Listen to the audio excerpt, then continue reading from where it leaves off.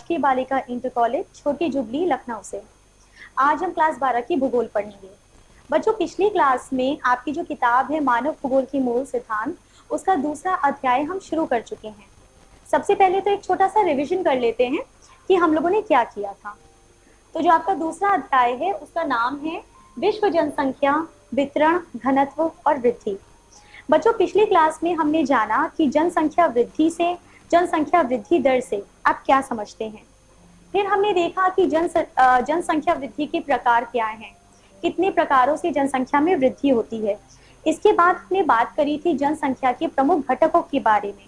फिर हमने जाना कि प्रवास के पीछे कौन कौन से कारक हैं, और इसके बाद हमने बात करी थी जनसंख्या जो पूरे विश्व की है, इसकी क्या प्रवृत्तियां हैं, क्या ट्रेंड्स हैं। तो इसमें बच्चों मैंने आपको बताया था कि जब हमारी 1800 ईस्वी आई थी तब जनसंख्या विस्फोट हुआ था, यानी जनसंख्या पूरे विश्व की बहुत तीव्र गति से बढ़ने लग गई थी। अब यहाँ पर बच्चों आपको बताना चाहूंगी कि किस तरह से विज्ञान और प्रौद्योगिकी ने इस बढ़ती हुई जनसंख्या में अपना सहयोग किया। सबसे पहले तो बच्चों भाप इंजन का विकास हुआ, जिसने जल और पवन के लिए यांत्रिक ऊर्जा उपलब्ध कराई। इससे आपका कृषि और उद्योग का उत्पादन बढ़ गया। इसके बाद बहुत सारी महामारियां हैं, लाइलाज बीमारियां हैं जिनका इलाज आ गया। टीकाकरण, जिसे हम वैक्सीनेशन कहते हैं, ये सारी सुविधाएं आ गई। तो इससे हुआ क्या कि आपकी जो मृत्यु दर थी उसमें कमी आने लगी और जीवन प्रत्याशा बढ़ गई। तो इस कारण जो आपकी विश्व की जनसंख्या थी उसमें वृद्धि हुई। अब इसके आगे देखते हैं कि आज हमारे मुख्य चर्चा के विषय कौन से हैं। आशा करती हूँ बच्चों कि आप लोग अपना होमवर्क बराबर कर रहे होंगे।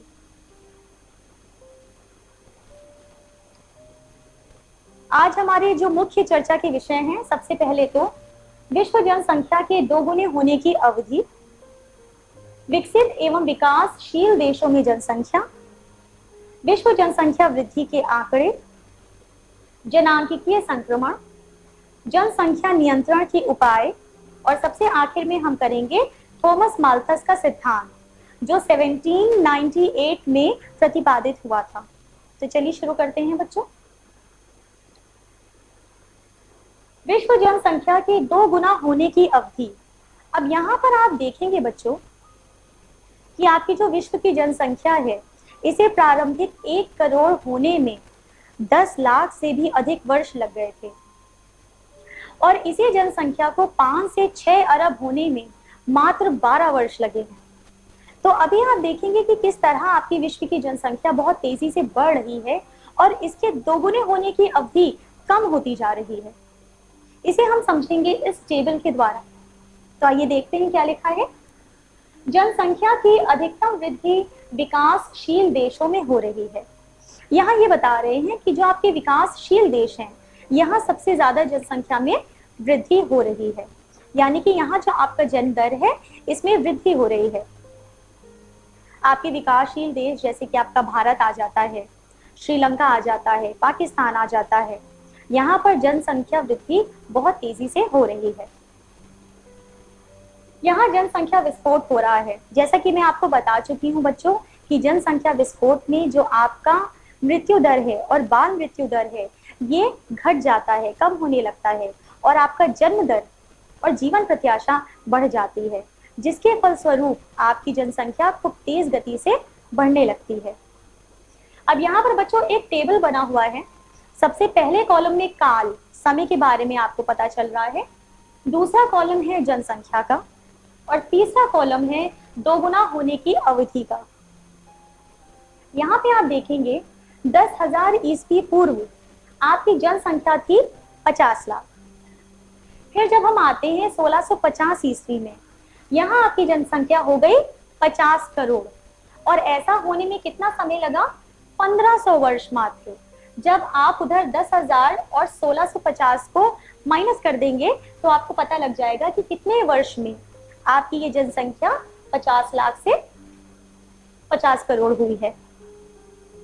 फिर हम आते हैं 1804 ईस्वी में, यहाँ आपकी जनसंख्या हो जाती है 100 करोड़। देखिए जनसंख्या दोगुनी हो गई, 50 करोड़ से 100 करोड़ हो गई। ऐसा होने में कितना समय लगा? 154 वर्ष।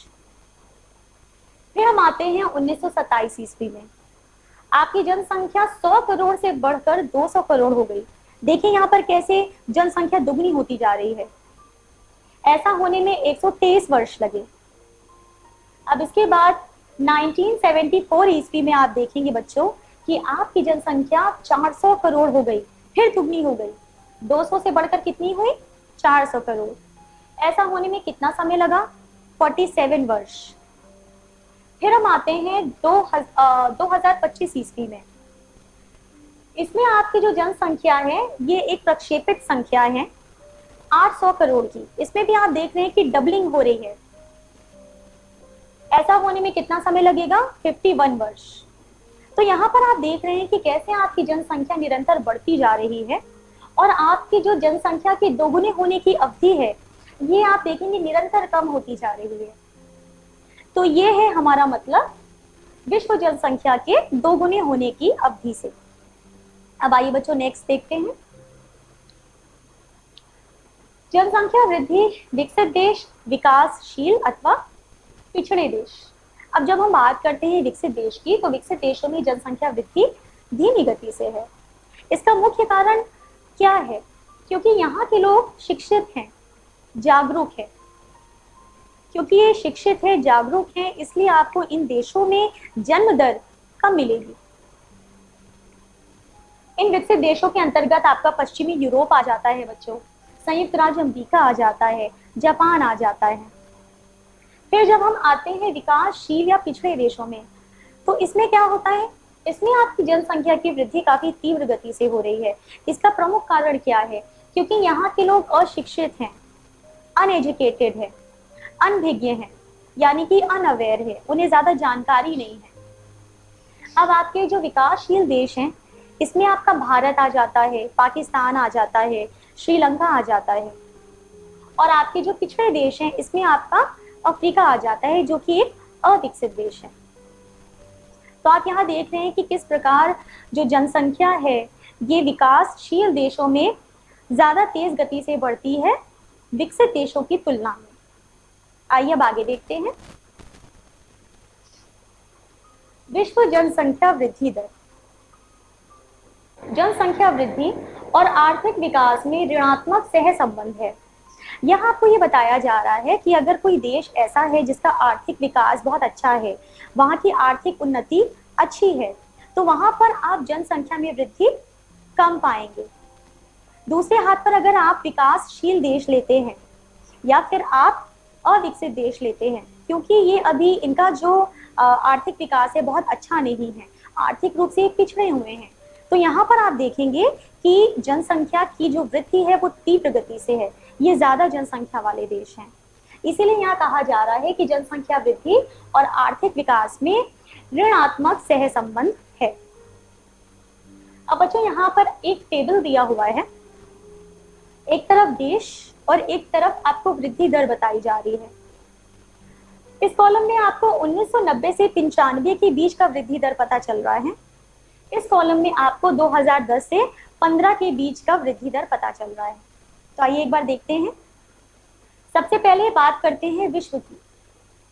1990 से 95 में पूरे विश्व का जो वृद्धि दर था वो था 1.6, जो कि 2010 से 15 में हो जाता है 1.2, यानी कि 1.6 से घटकर हो गया 1.2। फिर हम आते हैं यूरोप में। यूरोप में आपका 0.2 वृद्धि दर है 1990 से 95 के बीच, जो कि घट के हो जाता है 0.1 2010 से 15 के बीच में। फिर हम आते हैं अमेरिका पे। अमेरिका में जो आपका वृद्धि दर है वो है 1.4 1990 से 95 के बीच में, जो घटकर हो जाता है 0.8 2010 से 15 के बीच में। फिर हम आते हैं एशिया पे। यहाँ आपका वृद्धि दर है 1.6, जो कि घट के हो जा रहा है 1.0। फिर हम आते हैं अफ्रीका पे। अफ्रीका में जो आपका वृद्धि दर है 1990 से 95 के बीच, ये है 2.4।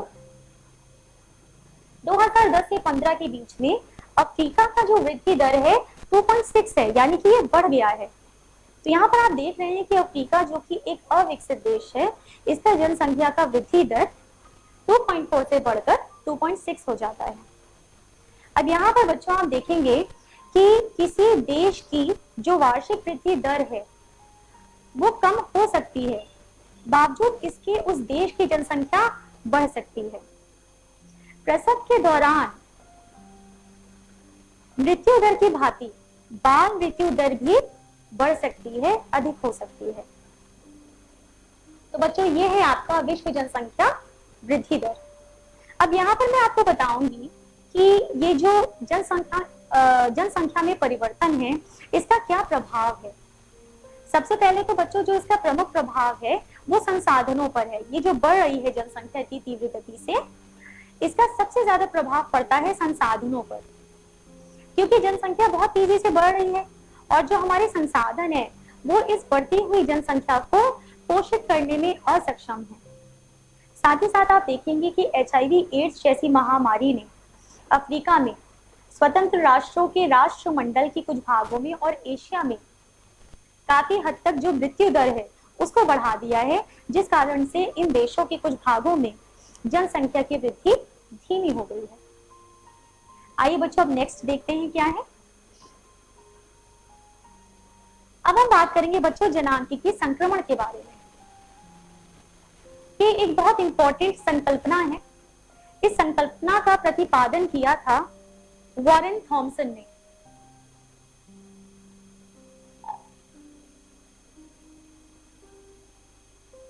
वॉरेन थॉमसन ने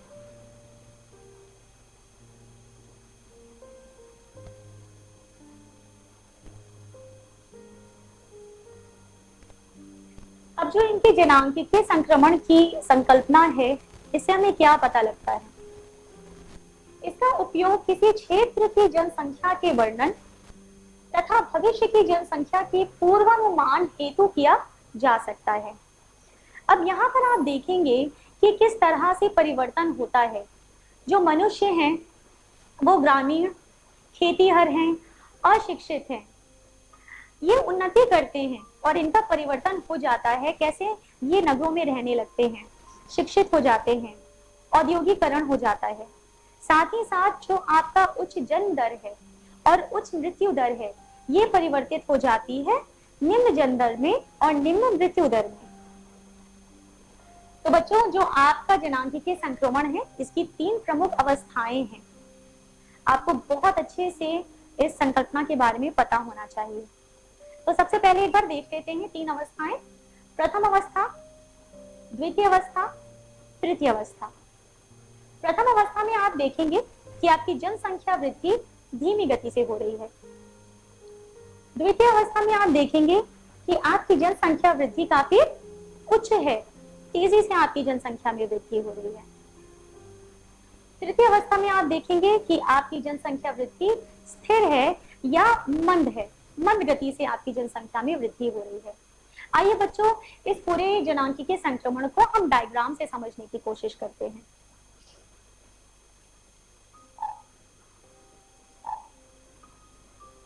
जैसे कि मैंने बताया 3 प्रमुख अवस्थाएं हैं, ठीक है बच्चों। यहां पर आपका अशोधित मृत्यु दर और अशोधित जन्म दर आ जाता है। जैसा कि मैंने आपको पिछली क्लास में बताया था, जो आपका अशोधित जन्म दर है आप उसे इंग्लिश में CDR द्वारा भी लिखते हैं और आपका अशोधित मृत्यु दर है CDR, जिसे हम क्रूड बर्थ रेट और क्रूड डेथ रेट कहते हैं। ठीक है, यहाँ पे आपका समय आ जाता है।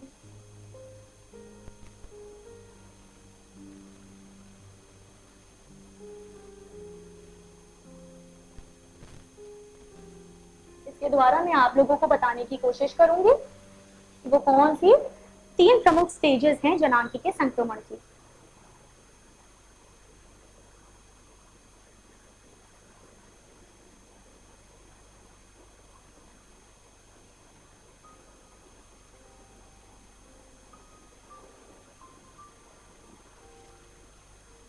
अब ये जो है ऊपर वाली रेखा ये आपकी जन्म दर है और नीचे वाली आपकी मृत्यु दर है। इस इसे हम शॉर्ट फॉर्म में लिख देते हैं, जन्म दर और मृत्यु दर। अब ये आपकी पहली अवस्था है, ये आपकी द्वितीय अवस्था है और ये आपकी तृतीय अवस्था है। जैसा कि अभी हमने पढ़ा कि 3 अवस्थाएं हैं, प्रथम अवस्था, द्वितीय अवस्था और तृतीय अवस्था। तो आइए सबसे पहले देखते हैं कि जो पहली अवस्था है इसमें क्या हो रहा है। बच्चों, जो आपकी पहली अवस्था है इसमें आपका जो जन्म दर है और मृत्यु दर है ये काफी उच्च है। जैसा कि आप देख रहे हैं आपका जन्म दर और मृत्यु दर काफी उच्च है। अब ऐसा क्यों है? आपकी जन्म दर इसलिए उच्च है क्योंकि इस अवस्था में या इस चरण में लोग अशिक्षित हैं, अनएजुकेटेड हैं, अनभिज्ञ हैं, उन्हें ज्यादा जानकारी नहीं है, इसलिए जन्म दर काफी अधिक है। आपका मृत्यु दर क्यों उच्च है, क्यों अधिक है? क्योंकि इस समय कई सारी महामारियां हैं, लोगों को अच्छे से खाने को नहीं मिल रहा है या प्राकृतिक विपदा है, जिस कारण से आप देखेंगे कि आपकी मृत्यु दर काफी अधिक है। अब बच्चों, ये जो पहली अवस्था है इस अवस्था में लोग ज्यादातर गांव में रहते हैं, ये कृषि पर आधारित है, औद्योगिकरण यहाँ नहीं हुआ है। तो यहाँ पर आप देखेंगे कि जो पहली अवस्था है इसमें आपकी जनसंख्या की जो वृद्धि है वो धीमी है। क्यों? क्योंकि जितनी तेजी से लोग पैदा हो रहे हैं उतनी तेजी से लोग मरते भी जा रहे हैं। अब आपकी जो पहली अवस्था है इसमें कौन से देश आते हैं? ऐसा माना जाता है कि 200 साल पहले तक सभी देश इस प्रथम चरण में थे। अगर हम अभी की बात करें तो आपके बांग्लादेश की वर्षा वनों के जो आदिवासी हैं वो इस पहले चरण में आ जाते हैं। अब इसके बाद हम आते हैं दूसरी अवस्था में। दूसरी अवस्था में बच्चों आप देखेंगे कि आपकी जो जन्म दर है ये कैसे धीमी होने लगती है। पहले तो अधिक है लेकिन धीरे धीरे आपकी जन्म दर कम होने लगती है। इसी प्रकार आप देखेंगे कि जो आपकी मृत्यु दर है वो भी कम हो रही है। अब यहाँ पर आपकी जो जन्म दर है वो पहले ज्यादा थी, धीरे धीरे कम हो रही है। क्यों?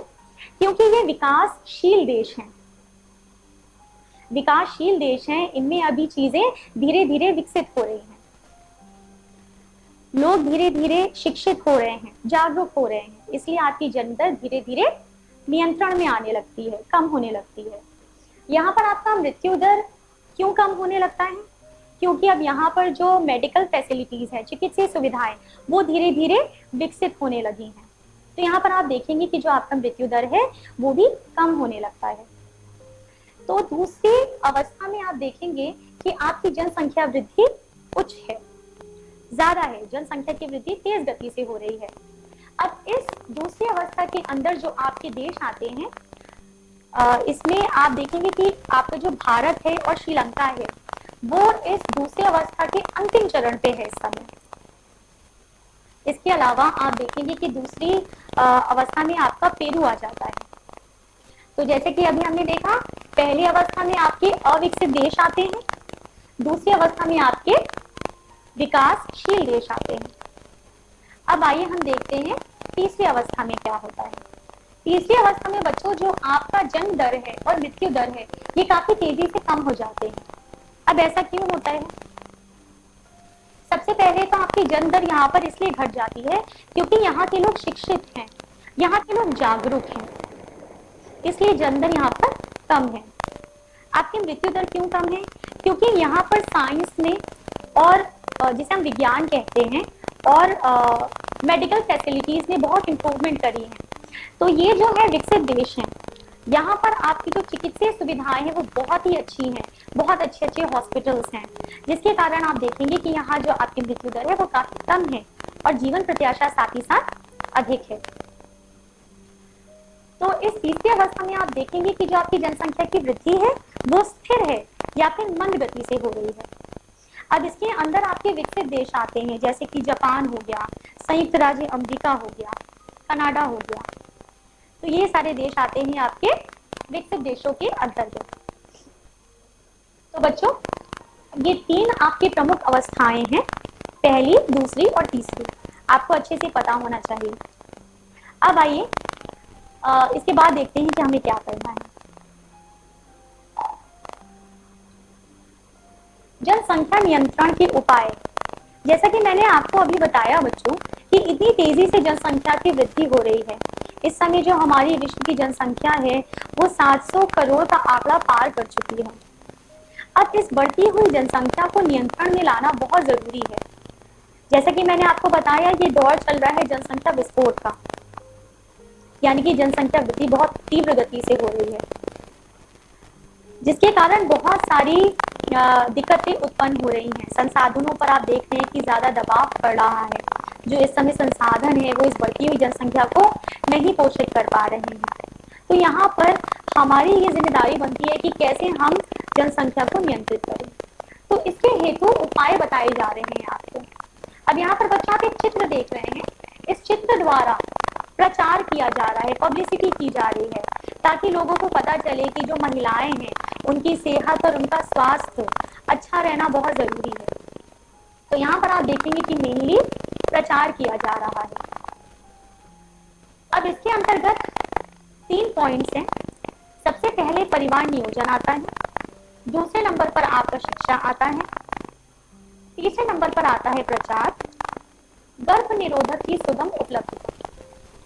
जब हम बात करते हैं बच्चों परिवार नियोजन की, जिसे हम कहते हैं फैमिली प्लानिंग, यानी कि परिवार नियोजन करके, फैमिली को प्लान करके हम जनसंख्या को नियंत्रित कर सकते हैं। जैसे है नी 2 का परिवार सुखी परिवार, है ना, मियाँ बीवी हो गए, 2 बच्चे हो गए। तो यहाँ पर ये है कि आप जितने बच्चों को अच्छे से पाल सकें उतने ही बच्चे करें, अपने परिवार को नियोजित रखें। फिर आता है आपका शिक्षा। अब शिक्षा जो है, अगर आप शिक्षित हैं, आपको समझ है, तो आपको ये भी समझ में आ जाएगा कि किस तरह से आपको जनसंख्या पे नियंत्रण करना है, परिवार का नियोजन करना है, फैमिली प्लानिंग करनी है। तो जैसा कि अभी आपने इसके पीछे देखा कि उन देशों में जहाँ शिक्षित लोग हैं वहां पर जनसंख्या की वृद्धि धीमी है। तो शिक्षा का भी एक बहुत अहम योगदान आता है जनसंख्या को नियंत्रित करने में। फिर हम बात करते हैं प्रचार। जैसे मैंने अभी बताया आपको कि प्रचार करें, पब्लिसिटी करें, लोगों को बताएं जनसंख्या नियंत्रण के उपायों के बारे में। अब गांव-गांव में प्रचार होने लगा है। इसके बाद गर्भ निरोधक की सुगम उपलब्धता। गर्भ निरोध, जिसे हम कॉन्ट्रासेप्टिव्स कहते हैं, इनका प्रयोग करके जनसंख्या को नियंत्रित किया जा सकता है। गांव में प्रचार किया जा रहा है अभी गर्भ निरोधों के बारे में। कहीं कहीं आप देखते हैं कि सरकार द्वारा लोगों को, जो गरीब लोग हैं, सभी वर्ग के लोगों को फ्री में गर्भ निरोध बंट रहे हैं। तो यहाँ पर आप देखेंगे कि ये सारी चीजों को अपनाकर बहुत हद तक हम पूरे विश्व की जनसंख्या पर नियंत्रण पा सकते हैं। अब आइए बच्चों इसके बाद देखते हैं नेक्स्ट क्या है। अब हम बात करेंगे थॉमस माल्थस के सिद्धांत के बारे में। थॉमस माल्थस का सिद्धांत 1798 में प्रतिपादित हुआ। अब यहाँ पर देखिए बच्चों, थॉमस माल्थस हमें अपने सिद्धांत द्वारा क्या बताना चाहते हैं। इन्होंने कहा कि जनसंख्या की वृद्धि खाद्य आपूर्ति की अपेक्षा अधिक तेजी से बढ़ेगी। इन्होंने कहा कि जो जनसंख्या की वृद्धि है ये काफी तीव्र गति से होगी, और जो खाद्य आपूर्ति है इसकी वृद्धि जनसंख्या वृद्धि की तुलना में धीमी गति से होगी।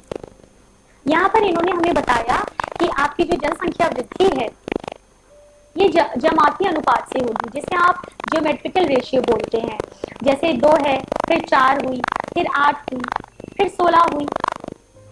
और जो आपकी खाद्य आपूर्ति है ये धीमी गति से बढ़ेगी, ये आपकी अंकगणितीय अनुपात से बढ़ेगी, जिसे हम अरिथमेटिकल रेशियो कहते हैं। जैसे 2, 4, 6, 8, 10, इस तरह से। तो यहाँ पर आप देखते हैं कि जनसंख्या की वृद्धि बहुत तेज गति से हो रही है और आपकी खाद्य आपूर्ति धीमी गति से बढ़ रही है। जनसंख्या वृद्धि में कमी आएगी। अब यहाँ पर थॉमस माल्थस ने कहा कि ये जो जनसंख्या की वृद्धि हो रही है इतनी तीव्र गति से, इसमें कमी आएगी। अब ये कमी कैसे आएगी? प्राकृतिक विपदाएं। अब इसमें आपकी प्राकृतिक विपदाएं आ जाती हैं, जिसके अंदर आपका भूकंप आ जाता है, या फिर कोई तूफान आ गया या सूखा पड़ गया, तो इसमें काफी सारी मृत्यु हो जाती हैं। या फिर आपकी महामारियां हैं, बहुत सारी बीमारियां हैं, इसमें भी आप देखेंगे कि आपकी मृत्यु दर बढ़ जाती है, या फिर लोग भूखे मर रहे हैं, है ना। तो उन्होंने बताया कि इन जो आपके ये पॉजिटिव चेक्स हैं, इसके द्वारा भी आपकी जो जनसंख्या में वृद्धि है इसमें नियंत्रण होगा। तो बच्चों ये है थॉमस माल्थस का सिद्धांत। अब इसी के साथ बच्चों ये अध्याय आपका यहीं पर खत्म होता है।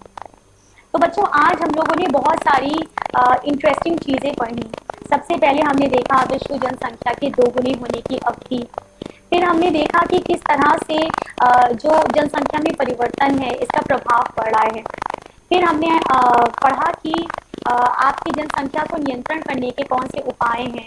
फिर हमने अलग अलग देशों की जनसंख्या वृद्धि दर को देखा। फिर बच्चों हमने बात करी जनांकीय संक्रमण सिद्धांत के बारे में, हमने 3 अवस्थाओं के बारे में सीखा। फिर हमने थॉमस माल्थस के सिद्धांत के बारे में बात करी। तो बच्चों इन सब चीजों का आप रिविजन करते चलिए ताकि आप कुछ भी भूले ना, आपको सब कुछ अच्छे से याद रहे। अब बच्चों आगे मैंने आपको गृह कार्य दिया है। इसमें मैंने आपको 2 प्रश्न अति लघु के दिए हैं, 2 प्रश्न लघु के दिए हैं और 1 प्रश्न विस्तृत का है। आप लोग प्लीज अपना होमवर्क कीजिएगा। यदि आप किसी कारणवश ये वीडियो नहीं देख पाए हैं या आपका ये वीडियो छूट गया है तो आप इसे पुनः दीक्षा पोर्टल पे देख सकते हैं और आप ऑनलाइन अभ्यास भी कर सकते हैं। आज के लिए बच्चों बस इतना ही। फिर अगली क्लास में आपसे मिलूंगी अगले अध्याय के साथ। धन्यवाद।